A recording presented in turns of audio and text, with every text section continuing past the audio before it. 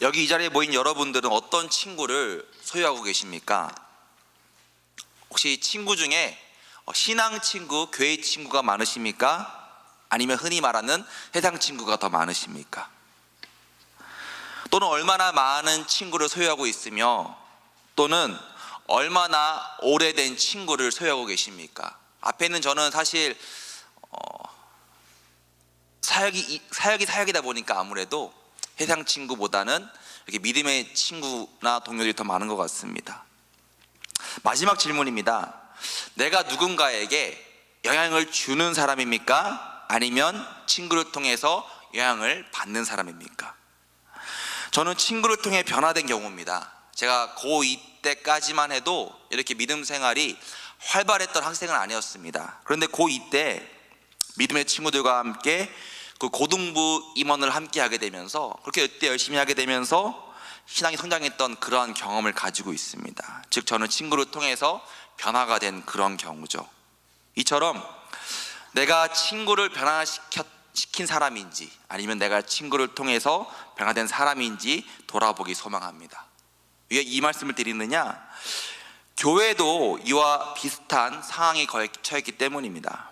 교회라는 곳은 영적으로는 하늘나라에 속하지만 동시에 세상에 속한 존재입니다. 즉 세상 법에 따라 교회가 건축되어지고 또 교회법에 따라서 교회 조직이 구성되는 등 여전히 세상에 존재하는 법과 질서가 교회 형성에 영향을 미치곤 합니다. 하지만 중요한 것은 세상이 어떤 상황과 상태를 할지라도 교회는 흔들려서는 안 된다는 거죠. 왜 그럴까요? 교회는 진리를 증거하는 것입니다. 교회만이 진리를 증거할 수 있는 곳입니다. 즉 교회는 진리이신 하나님의 그 말씀을 증거하는 도구입니다. 변치 않는 진리를 증거하는 도구인데 그 도구로 쓰임받는 교회 역시도 흔들림이 없이 굳건하게 그 진리대로 살아가는 삶을 증거해야 할 것입니다. 즉 교회는 세상 상황에 의해서 변화가 되는 그런 존재가 아니라 오히려 교회는 그 진리를 가지고 세상을 변화시킬 하나님의 도구라는 것이죠. 즉 증거하는 것이 진리이기 때문에 그 진리되는 도구도 역시 변하지 않고 오히려 세상을 진리로 변화시켜야 되는 것이 또한 교회의 본질이라는 겁니다. 근데 그런 점에서 오늘 고린도전서라는 이 편지의 수신처가 되는 고린도 교회는 반대로 진리의 도구로서 살아가지 못하고 증거하지 못한 교회였습니다. 오늘날 적지 않은 교회 안에서 좋지 않은 일들이 발생하고 있습니다. 그런데 그런 일들이 지금의 일뿐만 아니라 과거에도 그랬으며 현재도 그랬고 또한 현재 우리가 제대로 되새기면서 점검하지 않는다면 미래 교회에도 이러한 일들이 발생하고 반복될 것입니다. 따라서 오늘 고린도전서 이 말씀 개론을 통해서 진리의 도구로 쓰이지 못한 한 교회를 돌아보면서 앞으로 교회가 나아갈 모습은 무엇인지 함께 나누어 보고자 합니다. 자, 일본 사람, 이 말이 주는 의미가 어떠할까요? 우리 한국 사람에게는 일본 사람이란 그 말이 좋은 뜻입니까? 아니면 나쁜 뜻입니까? 사실 일본 사람이란 이 말은 열의 아홉은 나쁜 의미로 다가오게 됩니다. 참 일본이란 나라는 우리나라와 많은 역사를 나누고 있습니다. 삼국시대, 고려시대, 조선시대, 임진왜란을 비롯해서 또한 더 나아가서 35년간 우리나라를 강제로 지배했고 온갖 나쁜 일을 자행한 나라가 일본입니다. 또한 최근까지도 역사 왜곡과 독도에 대한 거짓 정보와 무역 분쟁으로 한일 간의 관계가 극과 극을 치닫고 있습니다. 즉 일본 사람이면 대체적으로 이렇게 나쁜 의미를 묘사하고 있습니다. 그런데 바울이 고린도전서를 기록했던 그 당시에도 유사한 말이 있습니다. 그것은 바로 고린도 사람이란 단어입니다. 이 지도를 보시면 고린도 위치가 나와 있죠. 고린도는 사실 거의 100년 가까이 황폐화된 그런 지역이었습니다. 그런데 말씀에 등장하는 로마의 황제인 가이사에 의해서 주전 44년에 이 고린도가 로마의 식민지로 재건됩니다. 특별히 이 바울 시대에는 이 고린도라는 지역이 남북과 동서의 교역을 가능케 하는 그 위치로서 그리스 지역에서 가장 큰 국제 상업 도시가 된 것이 바로 고린도입니다. 하나 설명을 드리면은, 지금 지도 보시면은 그 고린도와 아덴이라는 그 사이에 그 작은 이어주는 땅이 있죠. 그러니까 아덴 그 위쪽 땅과 고린도 땅을 이어주는 작은 공간이 있지 않습니까? 원래 로마 시대에도 이 작은 공간에다가 운하를 파서 배를 왔다 갔다 하려 했습니다. 로마 시대에도. 그런데 그 로마 시대에는 그 운하를 파는 시간과 비용이 많이 들어서 포기를 했습니다. 참고로 지금은 고린도 운하라고 있습니다. 나중에 예배 끝나고 검색해 보시면은 지금은 고린도 운하라고 해서 이 땅을 파서 여기서 배가 드나드는데, 그 로마 시대에는 돈이 많이 드니까 운하를 포기했습니다. 그럼 어떻게 하느냐? 그 땅의 좌우 끝에다가 항구를 만들었습니다. 그래서 이쪽에 배가 들어오면은 그 배의 짐을 내려서 그 길로 쭉 가서 이쪽 항구로 다시 물건을 보내는 거죠. 그러니까 예를 들어서 로마에서 물건이 왔습니다. 그럼 지도상으로 왼쪽 항구에 배가 왔죠. 그러면 그 왼쪽 항구에 짐을 내려가지고 다시 길을 쭉 가서 그 오른쪽 항구에서 배를 또 실어가지고 이렇게 마게도냐와 아시아 지역으로 가는 것이죠. 그러니까 이 고린도 지역은 로마와 소아시아를 잇는 정말 중요한 그런 지역입니다. 아무래도 이렇게 많은 짐과 많은 사람이 오고 가다 보니까 그 고린도라는 도시가 가장 번성하고 부흥하게 된 것이죠. 사람들이 모이고 돈이 모이니까 자연스럽게 뭐가 생기죠? 향락과 쾌락이 생기는 겁니다. 또 고린도 사람들은 이런 위치다 보니까 헬라 철학에 흥미를 가졌습니다. 또한 그들은 올림픽과 같은 운동 경기를 그 고린도에서 진행을 합니다. 바꿔 말하면 그만큼 세상의 죄악이 충만한 곳이 바로 이 고린도 지역입니다. 한때 고린도에는 최소 12개의 이방 신전이 있었고요. 특별히 그 아프로디테라고 하는 여신을 숭배하는 그 신전이 고린도 도시의 가장 높은 산에 있었는데, 그 신전 안에 약 1000명의 여성 사제가 있었습니다. 그런데 이 사제들과 또 그 신전에서 예배하는 남자들과의 그 관계 등을 통해서 이 고린도 지역이 특별히 성적으로 타락했던 그런 지역으로 유명했다는 거죠. 특별히 고린도인과 같이 행동한다라는 말이 있는데, 이 말은 음란한 행동을 한다와 동일한 표현을 가지고 있습니다. 즉 고린도 사람, 그러면 무슨 사람이라고요? 음란한 사람이라는 거죠. 또한 고린도 소녀라는 말은, 또 이 말은 고린도 창기로 풀이할 수 있습니다. 그 외에도 고린도가 들어가는 대부분의 말은 음란과 타락의 대명사였습니다. 그 당시에 그 배를 타는 선원들에게 유행하는 말이 하나 있습니다. 그것은 바로 고린도로 가지 마라 라는 말이 유행했습니다. 왜 그렇죠? 고린도에 가면은 내가 벌었던 모든 것들을 다 탕진하기 때문에 선원들 사이에서 고린도만큼은 가지 마라 라는 말이 유행했다고 합니다. 자, 그런데 그런 곳에 무엇이 세워졌습니까? 교회가 세워졌습니다. 참 신기하죠. 사도행전 18장을 보시면은 사도 바울이 2차 전도 여행 때 아덴을 떠나 고린도에서 약 1년 6개월을 머물면서 복음을 증거합니다. 이때 고린도에 있는 많은 사람들이 복음을 듣고 예수를 믿으면서 그 고린도에도 교회가 시작되었습니다. 자, 그런데 시간이 지나면서 여러 문제가 발생하게 됩니다. 바울이 세운 교회인데 그 교회 안에 바울을 좋아하는 사람보다 바울을 싫어하는 사람이 더 많아졌다는 거죠. 사실 바울이 잘못한 것도 없고 바울이 지금 뭐 문제를 일으킨 것도 아닙니다. 그런데 그 고린도 교회 안에 바울파, 베드로파, 아볼로파, 그리스도파가 생겨서 교회가 지금 분열이 되고 있습니다. 또한 고린도 교회 성도들 중에는 음란한 행위가 계속되었습니다. 어떤 이는 그 죽은 아버지의 재산을 차지하기 위해서 자신이 그 아버지의 계모와 결혼하는 그런 일이 발생합니다. 즉 한 여자를 아버지와 아들이 같이 취하게 된 거죠. 또 고린도 교회 성도들 중에서는 자기 힘을 과시하고자 교회 안에서 조용히 해결할 문제를 교회의 판단이나 공동체의 결정에 따르지 않고 오히려 그 교회 안의 일을 밖으로 가지고 와서 그 고린도 법정에서 그 모든 것들을 해결한 사람도 있었습니다. 그러니까 세상에서 옳고 그름을 판단해서 진리를 증거해야 될 그 교회가 오히려 세상의 조롱거리가 되고 만 것이 고린도 교회가 처한 현실이었다는 거죠. 또한 은사를 가진 몇몇 사람들은요, 또 그 은사를 가지고 교회를 혼란시켰습니다. 서로 간의 은사를 비교하고 내가 낫네 너가 낫네라는 비교를 통해서 그 교회가 이렇게 혼란스러워진 거죠. 이제 그러한 일들이 바울에게 전해지니까 바울이 고린도 교회에 편지를 쓰게 됩니다. 자, 그런데 고린도전서 5장 9절에 이런 말이 나옵니다. 내가 너희에게 쓴 편지에라는 글귀가 등장합니다. 5장 9절에. 사실 고린도전서는 고린도에 쓴 두 번째 편지입니다. 이미 앞서 편지를 보냈고 다시 한번 고린도 교회 깨닫게 하기 위해서 두 번째로 쓴 것이 바로 이 고린도전서라는 것이죠. 그리고 또 뒤에 요약본이 있죠. 사람들을 통해서 자신이 들은 사람들을 통해 들은 고린도 문제에 대한 답변이 1에서 6장이고요. 또한 7장부터는 또 고린도 교인들이 자기에게 묻는 그 질문에 대한 대답이 기록이 되어 있습니다. 이제 고린도 전서를 한번 세부적으로 한번 살펴보겠습니다. 먼저 고린도 교회의 분열 원인입니다. 이 당시에 학문을 배우는 사람들은 자기의 스승을 최고라 주장했습니다. 자, 그런데 그 모습이 지금 교회 안에 등장한 거죠. 뭐라 말합니까? 바울에게 배운 사람은 바울이 최고야. 베드로에게 배운 사람은 베드로가 최고야.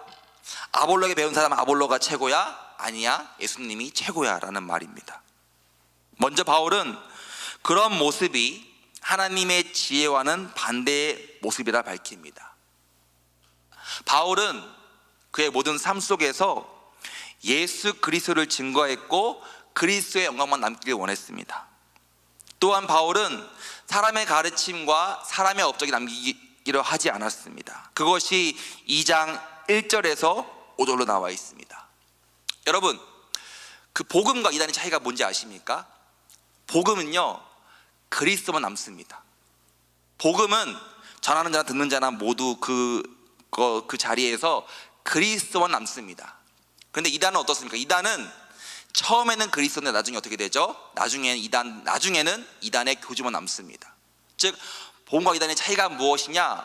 복음은 그리스도만 남는 것이고 이단은 그리스도가 아닌 그 교주가 남아있는 것, 그것이 복음과 이단의 차이인데, 바울은 뭐라 말하죠? 바울은 오로지 그리스도만 남기를 원하는 그런 사역을 했다는 것입니다.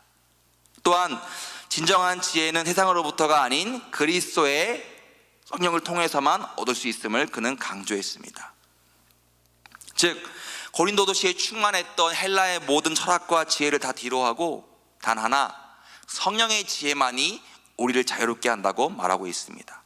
세 번째로, 고린도 교인이 또 서로 나뉘어서 파가 되는 것은, 그런 모습이 바로 영적 미성숙의 증거라고 책망합니다. 내 몸이 오랜 기간 교회에 있다고 해서, 또 내가 직분을 가지고 있다고 해서 그것이 영적인 성장이나 성숙을 의미하는 것은 아닙니다. 영적 성숙이라는 것이 무엇일까요? 그것은 내 속에 있는 나를 전부 비우고 오로지 하나님의 마음과 하나님의 지혜와 하나님의 역사심이 충만하게 사모하며 사는 것이 참된 영적 성숙일 것입니다.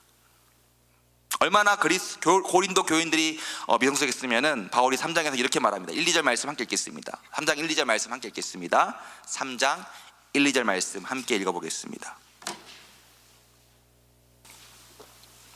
읽습니다. 시작. 형제들아, 내가 자들을 대함과 같이 너희에게 말할 수 없어서 육신에 속한 자 곧 그리스도 안에서 어린아이들을 대함과 같이 하노라. 내가 너희를 저주로 먹이고 밥으로 아니하였노니 이는 너희가 감당하지 못하였음이거니와 지금도 못하리라. 그러니까 세상 말로 바울이 지금 대놓고 고린도 교인들을 너네 아직 멀었어라고 지금 말하고 있는 것이죠. 가난한 아이가 그 미성숙한 장기와 몸으로 인해서 밥을 먹지 못하고 어머니의 젖을 먹는 것처럼, 즉 고린도 교인의 상태가 얼마나 그 미성숙한지를 바울이 지금 대놓고 말하고 있습니다. 네 번째로, 교회 지도자들의 올바른 역할에 대한 이해 부족입니다. 고린도 교인들은 교회 내에 특정한 리더들에게만 관심을 갖고 충성했습니다. 앞서 말한 것처럼 나는 바울파야, 나는 베드로파야 등등등 말했죠. 그러나 오히려 바울은 교회를 그런 어떤 사람의 리더에 의해서만 움직여지는 그런 것이 아니라 가꿔야 될 식물과 건물로 묘사하면서 진정한 교회 리더십을 설명합니다. 즉 교회의 리더는 예수 그리스도뿐이라는 거죠. 아볼로나 바울이나 베드로는 그리스도의 도구일 뿐입니다. 이렇게 말합니다. 나는 심었고 아볼로는 물을 주었으되 오직 하나님께서 자라나게 하셨나니 그런즉 심는 이나 물 주는 이는 아무것도 아니로되 뭐라 말합니까? 오직 자라게 하시는 이는 하나님뿐이니라. 다섯 번째로 교회의 진정한 본질에 대한 무지를 말하고 있습니다. 교회는 사람의 생각과 관계로 이루어지는 것이 아닙니다. 한 사람 한 사람 모든 사람들이 하나님의 소유된 백성이며 또 그리스도 안에서 한 몸이 되는 지체로서 결합이 필요하다는 거죠. 여섯 번째로 또 이렇게 말하기 위해서 바울은 자신을 스승이 아닌 영적인 아비의 마음으로 가르침을 표현하고 있습니다. 부모가 자식을 향해서 진실하게 표현하는 것처럼 바울이 이런 표현을 합니다. 10절 말씀 가운데 그러므로 내가 너에게 권하노니 너희는 나를 본받는 자가 되라 라고 이렇게 말합니다. 이 본받다라는 표현은 뭐냐면요, 본받다라는 표현은 일부분의 흉내를 내는 것이 아니라 모든 부분에 있어서 똑같은 자가 되라는 것입니다. 내가 했던 어떤 일부분을 따라하는 것이 아니라 너희는 내가 모든 것을 함께하는 자가 되라고 바울이 지금 말하고 있습니다. 저도 아이를 키우고 있지만 일단 아이가 제 키를 닮기 원합니다. 더 크기를 원하죠. 어쨌든 더 중요한 것은 제가 가지고 있는 그 생각들을 또 아이가 함께 나누고 공유하기 원합니다. 또한 당연히 또 제가 기도하면서 제가 가진 그 생각들이 제 생각으로 끝나는 것이 아니라 주님의 마음으로 바라보기 원하는 거죠. 즉 바울도 바울이 먼저 했죠. 바울도 자신이 그리스도로 인하여서 전적으로 변화된 것과 같이 동일하게 자기가 세운 고린도 교회 역시도 그러한 참된 변화의 모습을 함께 닮아갈 것을, 즉 영적인 아비의 마음으로 지금 표현하고 있습니다. 이제 그 분열 가운데 거한 고린도 교회의 문제를 한번 보겠습니다. 먼저 바울은 교회 안에 일어나고 있는 성적 음행에 대해서 교회가 그 사건을 징계하지 않고 소홀하게 행함을 책망합니다. 또한 거룩한 그 공동체 속에서 일어나는 모든 일은 절대로 그대로 내버려둘 수 없음을 단호하게 경고하고 있습니다.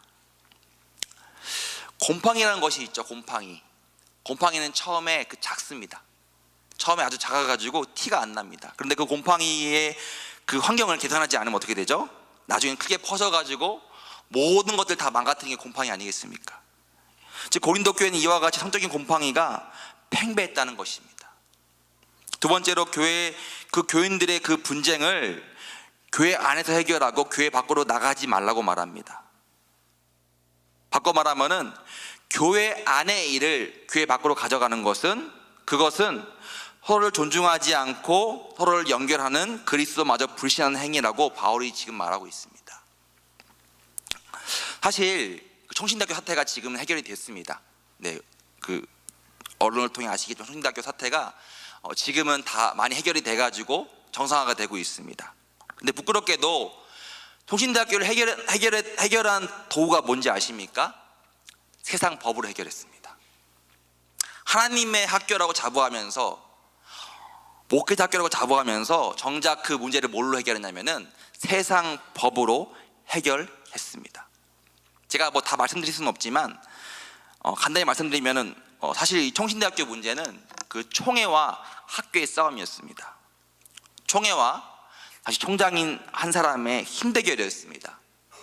총회가 교회법으로 총신대학교에 지시를 했는데 그 총장이 오히려 학교의 규정과 정관을 바꿔버렸습니다. 그래서 세상 법으로는 학교가 아무런 문제가 없게 이렇게 만든 거죠. 자신 총장으로서 학교를 운영하는 데 있어서 세상 법으로는 아무런 문제가 없도록 학교의 정관을 바꿨습니다. 그러자 학생들이 한마음이 돼서 수업을 거부하기 시작했고, 또 그런 일들이 언론을 통해 퍼지면서 교육부가 이제 조사를 하게 된 겁니다. 그래서 그동안 그 총장이 했던 모든 일을 파악하게 되고, 그 세상법이 보기에 모든 행위를 적발해 가지고 그 세상법에 의해서 총장이 물러나게 되고 사태가 해결된 것입니다. 즉 다시 말해서 교회법은 효력이 없었으나 오히려 총장이 의지했던 세상법에 의해서 총장이 오히려 세상법에 의해서 그렇게 처벌을 받은 것이죠. 그러니까 자기가 의지했던 세상법에 의해서 그렇게 처벌을 받은 겁니다. 어쨌든 결론적으로 성신대학교가 뭐에 의해 해결됐다고요? 세상법에 의해서 해결이 된 겁니다. 참 이게 사실 부끄러운 겁니다. 하나님의 학교가 그 말씀에 의해서 회복된 것도 아니고 어떤 교회의 어떤 모임으로 회복된 것이 아니라 세상법을 의지했던 한 사람의 잘못 때문에 그 세상법이 학교를 해결했던 그러한 사태를 남게 된 것이죠.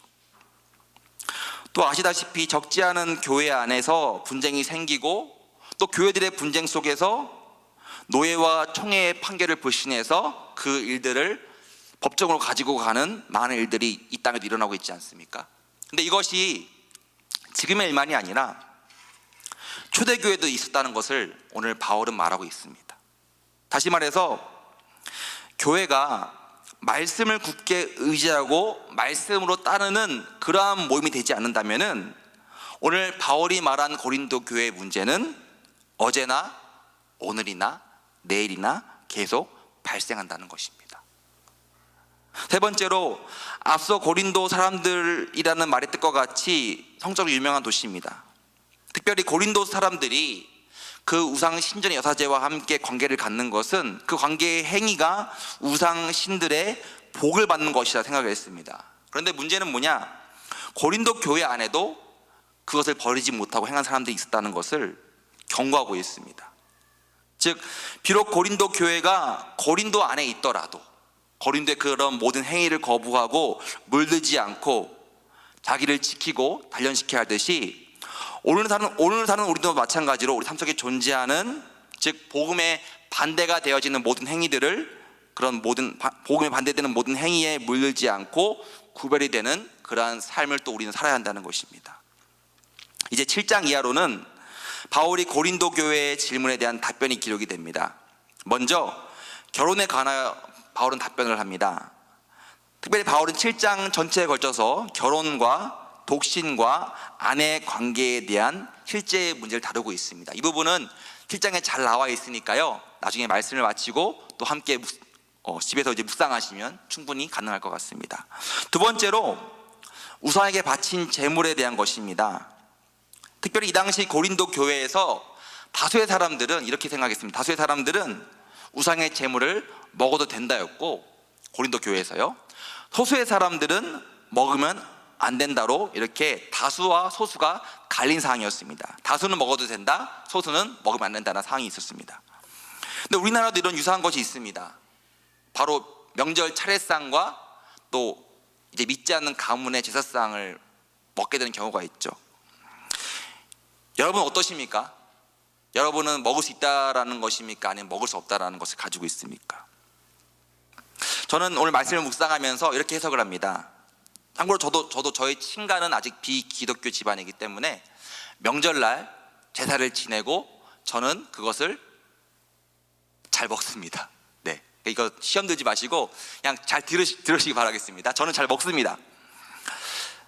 그 모인 자리에서 만약에 제가 저는 안 먹겠습니다, 밥을 따로 해주세요 라든가 아니면 전 나가서 먹겠습니다 이렇게 말을 하면 어떻게 될까요? 분위기가 싸해지겠죠. 쟤는 뭔데 저렇게 목사라고 돼가지고 이렇게 유별나느냐 이렇게 말을 듣지 않을까요?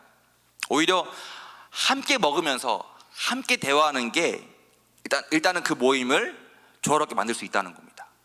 잘 들으세요. 제가 이제 일단 차이가 있으니까. 근데 그러면서 얘기를 들어주는 거죠. 얘기를 들어주면서 삼촌, 큰아버지, 큰어머니 그런 일이 있으시군요. 함께 기도해 드릴게요 라는 말을 할 수 있는 분위기가 어떤 게 더 나을지 한번 판단해 보시기 바랍니다.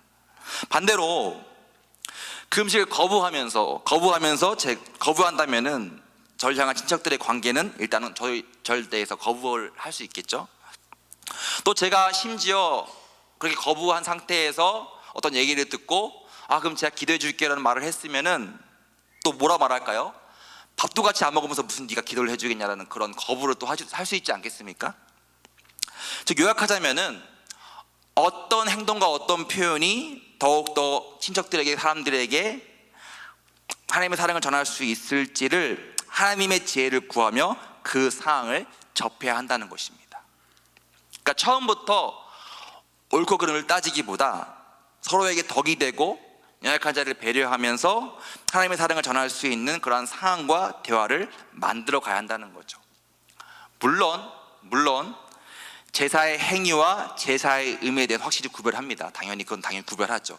당연히 제사의 행위와 어떤 의미는 당연히 반복음적인 것을 확실히 구별하면서 그 음식을 함께 먹는 그 모임에서는 하나님의 지혜를 구하며 하나님의 사랑을 전할 수 있는 상황이 되도록 애쓰는 지혜가 필요하다는 것입니다. 혹시나 이해가 좀 힘드신 분은 영상을 다시 한번 보시면서 제가 말한 그 의미를 다시 한번 되새기시기 바라겠습니다. 다시 영상을 보시면은 제 말한 의미를 또 이렇게 또 공감하기 소망합니다.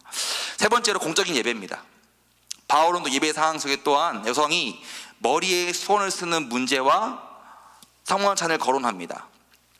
이 당시 여성이 머리에 수건을 쓰는 것은 그 당시 관습으로 이해해야 됩니다. 특별히 그 당시 고린도 그 문화에서 수건을 머리에 쓴다는 것은 여자가 자기의 고귀함을 지키고 다른 사람에게 예의를 갖추는 행동입니다. 근데 이 당시에 머리에 수건을 쓰지 않는 여성이 있습니다. 주로 노예나 또 창기나 혹은 가늠하다 잡혀가지고 머리가 깎인 여성은 수건을 쓰지 않았다고 합니다. 그러니까 여성이 머리에 수건을 쓰는 그러한 오늘 고린도전서의 말씀은 고린도의 특수한 상황에서 교회에 속한 여성이 지켜야 될 그러한 구별됨으로 해석할 수 있다는 것이죠. 근데 특별히 사실 카톨릭에서는 여전히 여성이 머리에 수건을 쓰고 미사를 드립니다. 근데 이 짧은 시간 그것의 차이를 해석할 수는 없고요. 적어도 오늘 11장에 말하는 머리에 수건을 쓰는 문제는 앞서 말씀드린 내용과 같이 해석할 수 있다는 겁니다. 그리고 성만찬에 대해서 바울이 언급하고 있는데 이 당시 교회 안에서 또 파가 갈립니다. 이 당시 교회 안에서 부유한 성도와 가난한 성도들이 따로 만찬을 갖게 되는 것을 바울이 경고하고 있습니다. 즉 부유한 자들이 먼저 성만찬을 가지게 되고 먹고 남은 음식을 가지고 가난한 성도들이 만찬 가운데 거하게 되는 것을 바울이 또한 경고를 하고 있습니다. 그러나 성만찬이 무엇입니까? 성만찬은 오히려 그런 따로따로가 아니라 오히려 교회를 하나 되게 하는 것이 성만찬입니다. 즉 그렇게 올바르게 만찬 가운데 거하지 않는 것은 성만찬의 주인이신 그리스도에 대한 죄를 짓는 것이며 하나님의 심판을 초래하는 것이라고 또 바울은 경고하고 있습니다. 네 번째로 은사에 관한 내용을 또 바울은 언급합니다. 은사는 다양합니다. 또한 각 은사는 하나님을 예배하고 교회를 세우기 위해 주신 능력이며 은사의 다양성과 목적은 오직 하나님밖에 없습니다. 근데 고린도 교회 안에서는 그 은사의 다름을 인정하지 않고 오히려 은사를 비교하면서 차별하는 모습이 빈번하였습니다. 그래서 바울은 12장에 은사의 본질에 대해 말하면서 그 다음 13장 말씀을 통해서 모든 은사에 들어갈 요소를 설계하는데 그것이 바로 무엇이냐? 사랑, 그리스도의 사랑이라는 것이죠. 우리는 그동안 흔히 이 13장 말씀을 오해했습니다. 그래서 우리가 늘 결혼식 축가로 많이 쓴 것이 고린도전서 13장 말씀이었습니다. 내가 천사의 말을 한다 해도 사랑 없으면 말로 찬송을 쭉 하죠. 그런데 이 본문이 말하는 진짜 사랑의 의미는 무엇이냐? 모든 은사 속에 필요한 포괄적인 그리스도의 사랑을 말하는 것이 본문의 의미라는 것입니다. 즉 그 사랑 없이는 어떤 은사도 아무것도 아님을 바울은 말하고 있습니다. 또한 모든 은사는 교회의 덕을 세우며 교회가 하나 되도록 애쓰고 쓰임 받아야 될 것임을 바울은 표현하고 있습니다. 다섯 번째로 그리스도인의 몸의 부활입니다. 이 다섯 번째를 말하게 된 원인이 있는데 그것은 고린도에 퍼진 헬라 철학 때문입니다. 그 당시 헬라 철학에서는 이렇습니다. 그 당시 헬라 철학에서는 사람의 정신을 거룩하게 보고 사람의 육신을 부정하게 바라봅니다. 즉 영은 선하고 육체는 부정하기 때문에 우리가 영의 세계와 영의 지혜는 추구하지만 육의 행동과 모든 것들은 부정한 것으로 보는 것이 그 당시 헬라 철학의 주된 주제였습니다. 그러다 보니까 교회 안에도 그 헬라 철학에 물든 사람들이 심판의 때에 예수님과 같은 육신의 부활을 믿지 않은 사람들이 많았다는 겁니다. 그래서 바울은 또 말합니다. 그리스도의 십자가 죽음 후에 육신의 부활하심이 없었으면 지금 모든 신앙은 다 헛것이다라고 바울은 표현합니다. 즉 그리스도께서 영과 육으로 부활했기 때문에 동일하게 모든 그리스도인들도 그리스도와의 관계로서 동일한 부활을 경험할 것이라고 바울은 선언하고 있습니다. 이처럼 말씀에 기초한 신앙이 아니라 고린도에 존재했던 인본주의 철학에 근거한 신앙이다 보니까 그 말씀을 오해하고 왜곡시키고 바른 신앙생활이 가로막힌 것이 또한 고린도 교회의 특징이었다는 겁니다. 결론입니다. 이 바울이 기록한 고린도 전서는요, 분량에 있어서 로마서만큼 길며 로마서와 함께 바울의 중요 말씀으로 손꼽혀 있는 것이 고린도 전서입니다.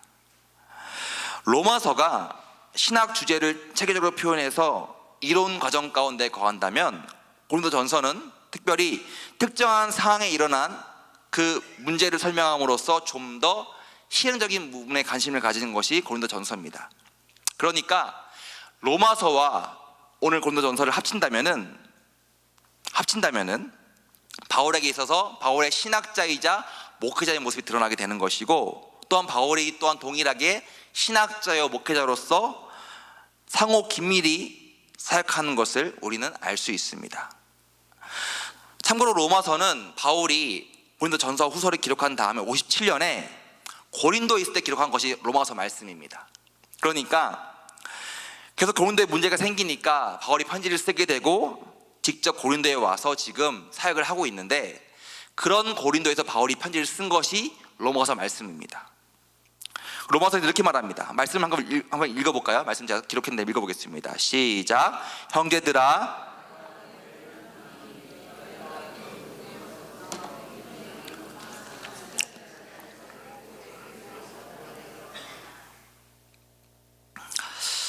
어찌 보면 바울은 고린도에서 오랜 기간 갈등과 문제와 분쟁을 보아왔습니다.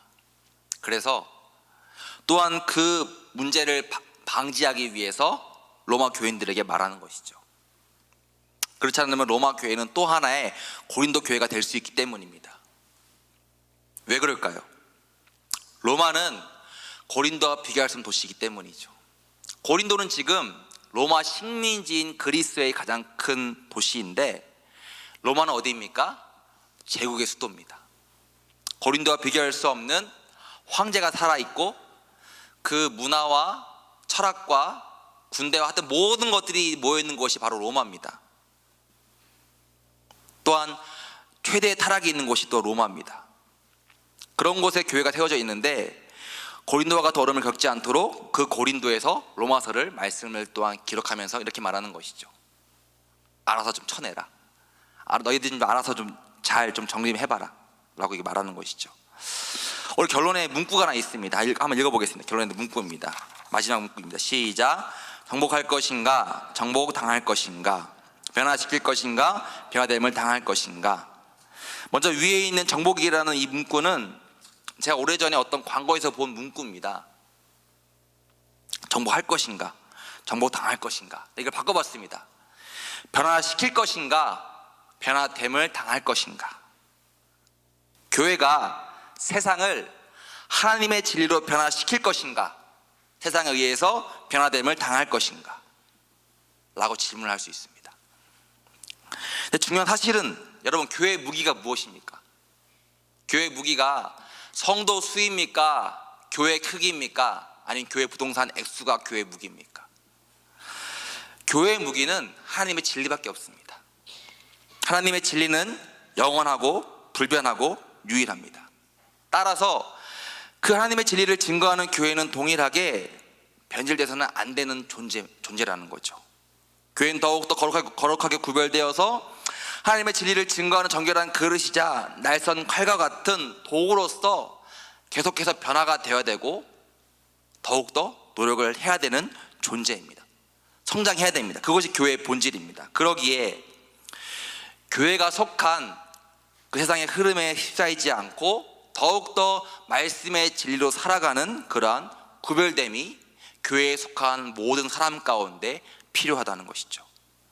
우리는 고린도 교회와 같이 교회가 속한 그 고린도 문화에 변화됨, 더 나아가서 변질됨을 당하는 그런 모습이 아니라, 아무리 세상이 어두워도 여러분, 빛은요 구별됩니다. 이 불을 다 끈다 할지라도요, 작은 빛 하나가 빛으로서 나타나지 않습니까? 다 나아가서 아무리 세상이 어둡고 혼탁해도 교회가 빛이라면은 그 교회는 빛으로서 드러날 수밖에 없다는 것입니다. 즉 교회가 그렇게 이 온 땅에 복음의 빛이 돼서 비추어서 그 어두운 밤에 등대가 배를 안전하게 항구로 인도하는 것처럼, 우리 교회가, 이 교회가, 대성교회가 또 온 나라에 있는 교회가 그렇게 어두운 이 땅에서 참된 빛이 되어서 사람들을 천국으로 이끌어가는, 변화시키는 그러한 도구로 쓰임받기를 간절히 소망합니다. 또한 동일하게 속한 우리 모든 영혼들이 또한 동일하게 빛이 되어서 우리의 가정과 또 직장과 사업장과 환경과 모든 또 나의 친구들에게, 친지들에게 그렇게 복음의 빛을 증거하는 참된 도구가 되기를 간절히 소망하겠습니다. 이 시간 기도하겠습니다. 먼저